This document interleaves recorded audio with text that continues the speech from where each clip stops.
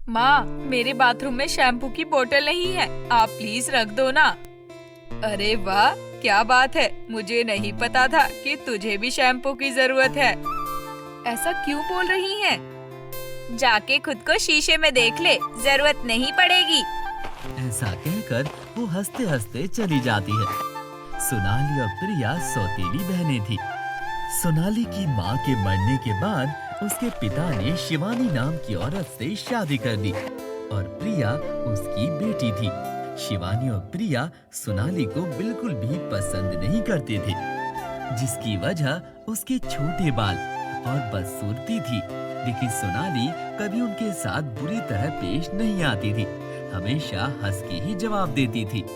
अरे मेरी कंघी किधर गई? यहीं तो रखी थी। ऐसा करती हूँ, प्रिया के कमरे से ले आती हूँ। लेट हो रही हूँ, बाद में वापस रख दूंगी। वो उसकी कंघी लेती है और खुद करने लग जाती है। इतने में बाहर से प्रिया की आवाज आती है। माँ, मेरे टेबल से आपने कंघी ली है क्या? नहीं, मैंने तो नहीं ली, वहीं कहीं आसपास होगी। इतने में सोनाली प्रिया की कंघी वापस रखने जा रही होती है कि प्रिया उसको देख लेती है। तो मैडम, आप भी अब ये इस्तेमाल करेंगी? वो असल में मेरी कंघी मिल नहीं रही थी, तो मैंने सोचा तुम्हारी ले लूं।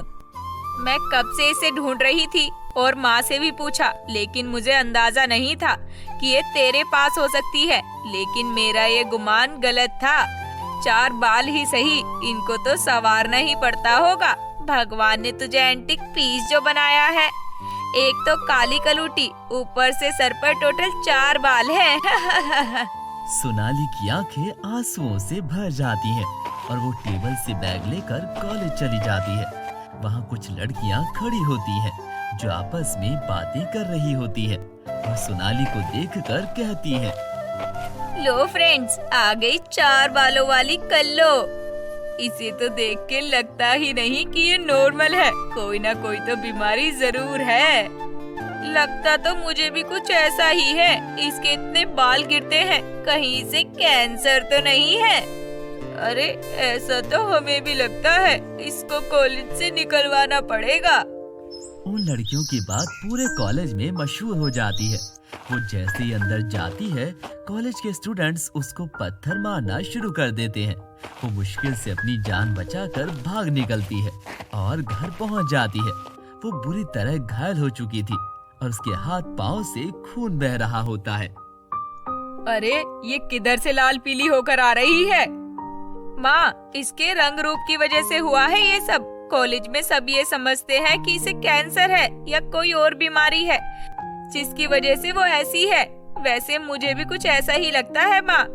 अगर इसके साथ कुछ ऐसा हुआ तो हम भी बीमार पड़ जाएंगे। इसको यहाँ से निकालना पड़ेगा माँ।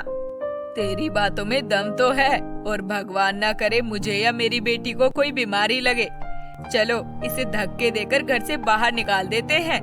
और इसका बाप तो वैसे भी साल के 12 महीने में सिर्फ एक बार आता है, और अगर उसने पूछा भी तो बोल दूंगी कि खुद ही भाग गई। इसके बाद वो उसे धक्के देकर निकाल देते हैं। वो बहुत रोती है और ऐसी जख्मी हालत में दर दर की ठोकरें खाती है। कुछ ही देर में एक घने पेड़ के नीचे बैठकर अपनी माँ को याद करके रोती है और रोते रोते सो जाती है। इतने में उसे अपनी माँ दिखाई देती है। माँ, आप किधर गई?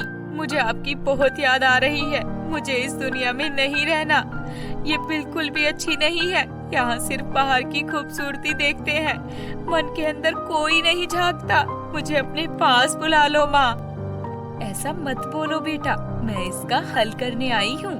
इतने में एक रोशनी सोनाली की माँ से निकलकर सोनाली में दाखिल हो जाती है और वो जब आंखें खोलकर देखती है तो उसके छोटे छोटे बालों की जगह लंबे और सोने के बाल आ जाते हैं और उसकी वजह से उसकी खूबसूरती भी बढ़ जाती है।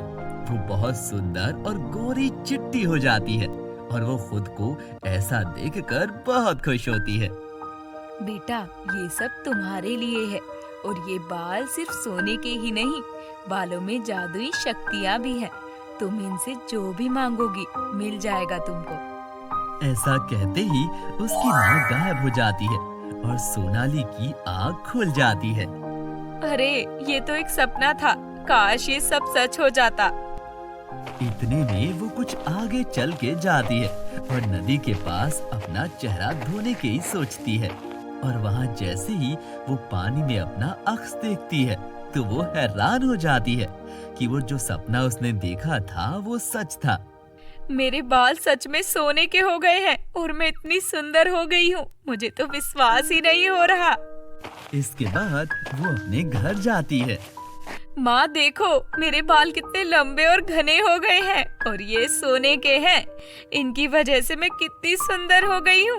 और ये सिर्फ सोने के बाल ही नहीं बल्कि ये जादुई बाल भी हैं। ये तुम क्या कह रही हो? ऐसा नहीं हो सकता। माँ मैं सच कह रही हूँ, आपको मेरा विश्वास नहीं तो मैं आपको कुछ करके दिखाती हूँ। ठीक है, ए मेरे सोने के लंबे घने बाल, दिखा दे अपना कमाल। ये कहते ही वहाँ सोने के सिक्कों के ढेर लग जाते हैं और शिवानी और प्रिया की आंखें फटी की फटी रह जाती हैं। जिसके बाद लालच की मिश्री मुंह में रख के कहती हैं, मुझे माफ कर दो मेरी बेटी, मैं तुझे समझ नहीं पाई।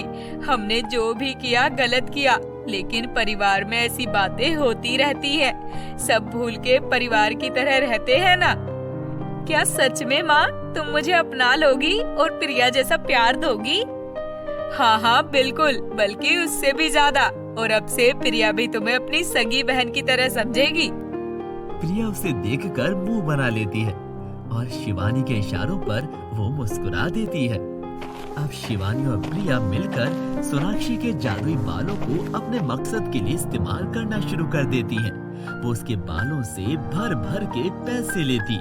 सोनाक्षी बहुत ही भोली थी, उसे प्यार चाहिए था और वो उसके बदले अपनी माँ और बहन की हर बात मान रही थी। ऐसे ही दिन गुजर रहे थे। बेटा सोनाक्षी, मुझे बाजार जाना है, कुछ सामान लेना है और आगे त्योहार भी आ रहे हैं, कपड़े भी लेने हैं और कुछ न कुछ गहने भी खरीदने ही हैं। तो क्या तू मेरे साथ चलेगी? हाँ माँ, मैं जरूर चलूंगी आपके साथ बाजार। मुझे तो आखिरी बार याद भी नहीं है कि मैं कब गई थी आपके साथ। चलिए चलते हैं। शिवानी और सोनाली दोनों बाजार चली जाती हैं कि कभी एक बीमार बूढ़ा व्यक्ति आकर सोनाली के पैर पकड़ लेता है। मेरी मदद करो बेटा, मुझे इलाज के लिए पैसे चाहिए। अगर मेरा इलाज नहीं हुआ तो मैं ऐसे ही घुट घुट कर मर जाऊंगा। नहीं बाबा, ऐसा नहीं होगा। मेरे रहते मैं ऐसा नहीं होने दूंगी। सोनाक्षी इसे छोड़ो और यहाँ से चलो, वरना ये बीमारी हमें भी लग जाएगी। ऐसा नहीं होगा माँ, ये बहुत दर्द में है, हमें इनकी मदद करनी चाहिए। ऐसा कहकर सोनाली अपने जादुई सोने के लंबे बालों से प्रार्थना करती है तो वहाँ ढेर सारे पैसे प्रकट हो जाते हैं। बेटा, मैं इन पैसों का क्या करूँगा जब ये शरीर ही नहीं रहेगा। मैं ठीक होना चाहता हूँ, अगर तुम मुझे ठीक कर सकती हो तो तुम्हारी बड़ी कृपा होगी। बूढ़े व्यक्ति का है बहुत अच्छा व्यवहार। ए मेरे जादुई सोने के बाल, दिखा दे अपना चमत्कार। ऐसा कहते ही सोनाली के बालों से गंगा मैया और 7 नहरों का पवित्र पानी बहने लग जाता है और जैसे ही वो पानी उस बूढ़े व्यक्ति पर पड़ता है उसकी बीमारी ठीक हो जाती है और वो खुशी के मारे सोनाली को ढेर सारा आशीर्वाद देकर वहाँ से चला जाता है। अब सोनाली अपने सोने के लंबे बालों से हर किसी की मदद करने लगती है। हर कोई उससे बहुत प्यार करने लगता है। ये देखकर प्रिया अंदर ही अंदर बहुत जलने लगती है। जिस लड़की को लोग दूर से देखना भी पसंद नहीं करते थे, आज वो उसके पास आकर उससे प्यार करते हैं, उससे प्रार्थना करते हैं जैसे कि वो भगवान हो। मुझे जल्द ही कुछ करना होगा, वरना एक दिन ये सच में भगवान बन जाएगी। प्रिया रात होने का इंतजार करती है और रात होते ही वो कैंची लेकर सोनाली के कमरे में जाती है। फिर सोनाली के पास पहुंचते ही वो सोनाली के लंबे घने बालों को काटने लगती है, परंतु जैसा प्रिया चाहती थी बिल्कुल उसका उल्टा हो जाता है। वो कैंची पलट जाती है और प्रिया के सारे बाल कटकर नीचे गिर जाते हैं। अपने आप को ऐसा देखकर वो जोर जोर से चिल्ला पड़ती है, सबकी नींद खुल जाती है। माँ भी वहाँ पर आ जाती है।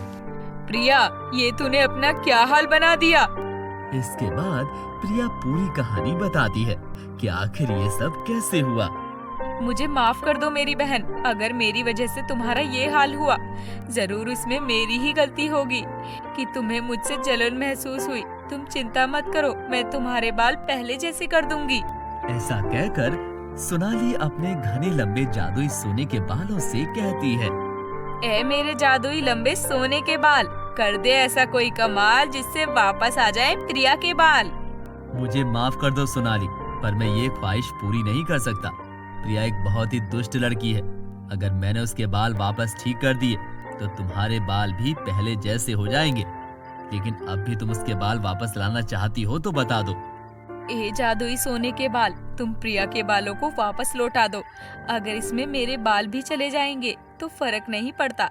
बस तुम प्रिया के बाल वापस लौटा दो, जैसे पहले थे वैसे कर दो। मैं अपनी बहन को दुख में नहीं देख सकती, क्योंकि अगर मेरी बहन दुखी रहेगी तो मेरी माँ भी दुखी रहेगी, और मैं अपनी माँ को ऐसे दुखी नहीं देख सकती। सोनाली के मुंह से ये सब सुनकर प्रिया और उसकी माँ की आंखों में आंसू आ जाते हैं और वो सोनाली को गले लगा लेती हैं। मैंने तुम्हारे साथ इतना बुरा किया, इतना कुछ सुनाया, यहाँ तक कि तुमसे तुम्हारे सोने के लंबे बाल भी छीनने की कोशिश की। इसके बाद भी तुमने मेरी परवाह की। मैं सच में बहुत दुष्ट हूँ, जिसने इतनी अच्छी बहन पाकर उसके साथ इतना बुरा व्यवहार किया। सच में प्रिया बिल्कुल ठीक कह रही है। मैंने इतनी अच्छी बेटी पाकर उसके साथ इतना बुरा व्यवहार किया। मुझे माफ कर दो मेरी बेटी। और हाँ सोनाक्षी, तुम्हें मेरे बालों की वजह से अपने ये सोने के जादुई बाल खोने की जरूरत नहीं है। ये कटे हुए बाल मेरे किए की सजा है, और मेरे बाल समय के साथ वापस आ जाएंगे। इसके बाद बहुत समझाने के बाद सोनाली प्रिया की बात मान जाती है और धीरे धीरे प्रिया के बाल वापस आने लग जाते हैं। अब उस दिन के बाद से प्रिया और माँ सोनाली को पैसे के लिए नहीं बल्कि सच में अपना बनाकर रहने लगते हैं और अपनी बहन और माँ का प्यार मिलता है उसे।